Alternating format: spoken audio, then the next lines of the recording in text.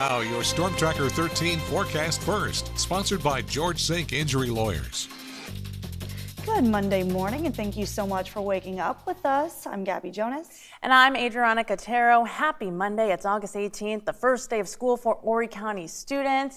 Now, we have a lot to get to this morning, and we appreciate you all for waking up with us. First at 6, News 13 is keeping a close eye on Hurricane Erin as it has upgraded to a Category 4 storm. Yeah, while it's expected to stay mainly away from the mainland, the East Coast is on the high alert for any potential rip currents and rough surf conditions caused by the storm.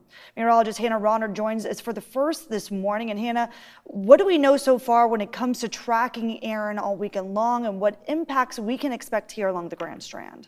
Good morning, Gabby and Adriana. Over the weekend, Erin was fluctuating several times in intensity. It went from a tropical storm to a Category 5 in 24 hours. It then underwent an eye wall replacement cycle, which does cause the storm to weaken, but then a new eye, which is bigger in size, reemerges and the storm grows. Outer rain bands stretch a few hundred more miles, and the tropical storm force winds are also extended out from the center once this happens. So it went down to a 3. Now we're up to a Category 4 once again. It's moving northwest at 13 miles per hour, and max sustained winds are at 130. It's going to continue to make that turn northwest, then more north, and then northeast and head out to sea. So again, this is still going to stay anywhere from 300 to 400 miles off of the coast, but Erin is a big storm.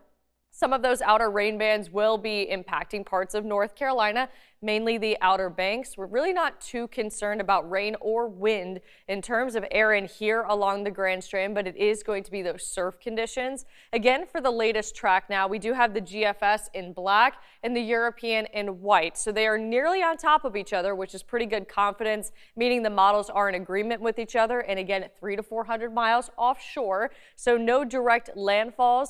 When it is paralleling our part of the Carolinas, likely a weak Category 3 or a strong Cat 2 with winds between 110 and 115 miles per hour.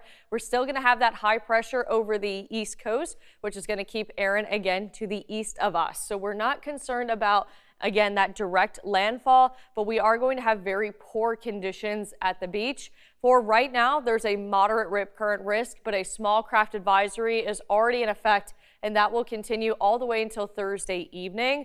Boating conditions are not too bad right now. Winds are very light. Waves are only around 2 feet. But as we get into Wednesday, the waves 20 to 50 miles offshore will be increasing anywhere from 14 to 24 feet. So conditions are just going to be deteriorating in the days to come, primarily looking at Tuesday through parts of Wednesday. So keeping that close eye on Erin. Back to school conditions, though, for this morning look pretty good. It's pretty clear. The temperatures aren't too bad either. There's a few of us that are starting in the 60s, which is a little cooler compared to this time yesterday, but no rain gear needed for those students as we head back to school. And it will be a hot afternoon as we're heading out to recess and eventually heading home. A high around 90 for the beach and 94 for inland.